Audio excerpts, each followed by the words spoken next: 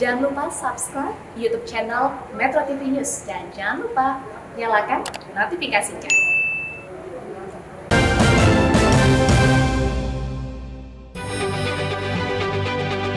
Indonesia saat ini memegang koordinator kemitraan ASEAN Amerika Serikat.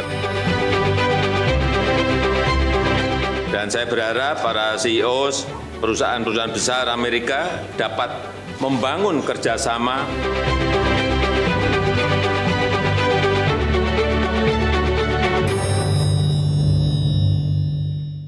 Anda kembali di Presiden Corner. Pemirsa, KTT khusus ASEAN Amerika Serikat menjadi momentum menjaring peluang investasi, terutama untuk mendorong hilirisasi industri dan kemandirian energi. Selain bertemu dengan pemimpin negara adidaya, Presiden Jokowi juga menggelar pertemuan dengan sejumlah pebisnis terkemuka.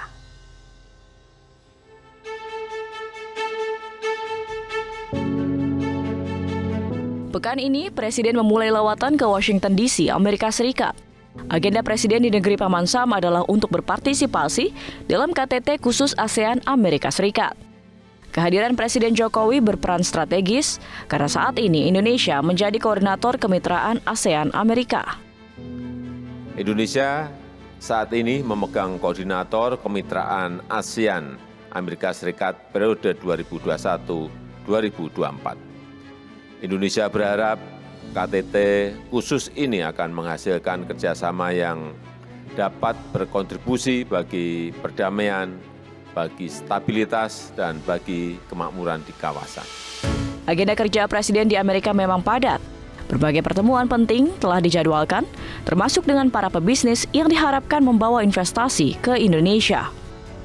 Karena lokasi tujuan jauh dan rombongan yang mendampingi Presiden cukup banyak, pesawat kepresidenan tak digunakan. Istana menyewa pesawat Boeing 777-300ER milik Garuda Indonesia. Pesawat yang sama disewa saat rangkaian perjalanan ke Roma, Italia untuk menghadiri KTT G20 beberapa waktu lalu.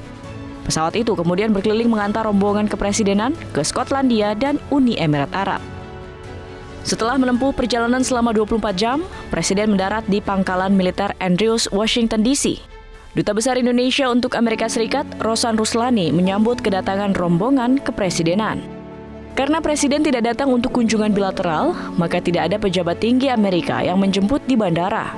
Namun, Presiden tetap mendapat protokol pengamanan tamu negara. Agenda awal Presiden di negeri Paman Sam adalah menerima CEO Air Products. Di Indonesia, Air Products akan berinvestasi dalam hilirisasi industri terutama di sektor energi. Salah satu proyek yang telah berjalan adalah gasifikasi batubara untuk menekan impor LPG. Seperti apa yang kita ketahui bahwa Air Product telah menandatangani MOU dengan pemerintah Indonesia sebesar 15 billion US dollar. Dan dari 15 billion US dollar tersebut sekarang sudah terrealisasi tahap pertama sebesar 7 billion US dollar.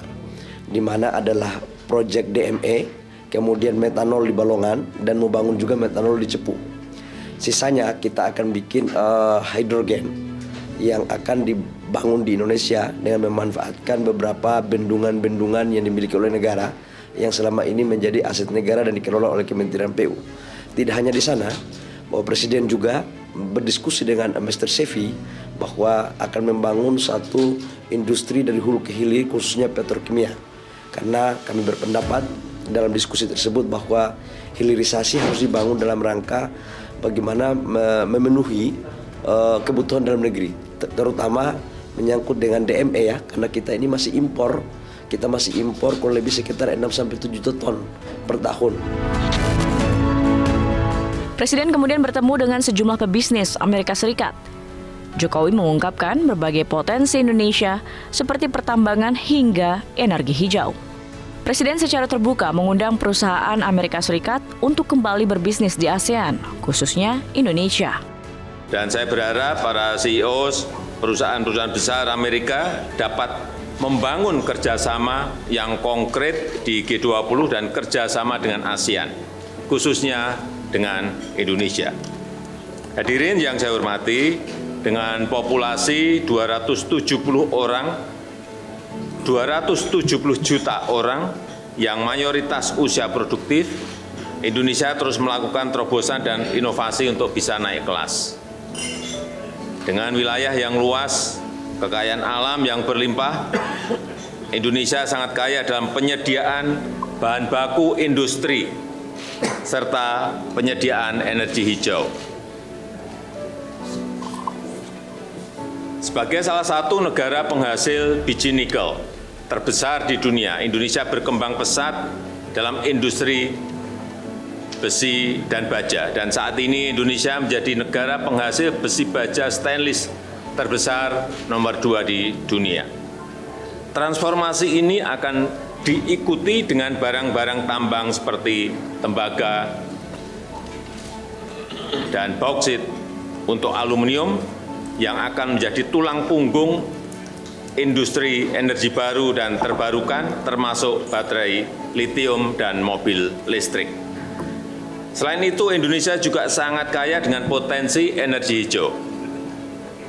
Pembangkit listrik tenaga hidro sangat potensial.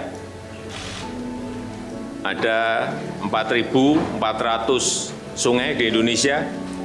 Juga pembangkit listrik tenaga surya. Juga pembangkit listrik tenaga geotermal yang sangat melimpah. Ada potensi 29.000 megawatt untuk geotermal.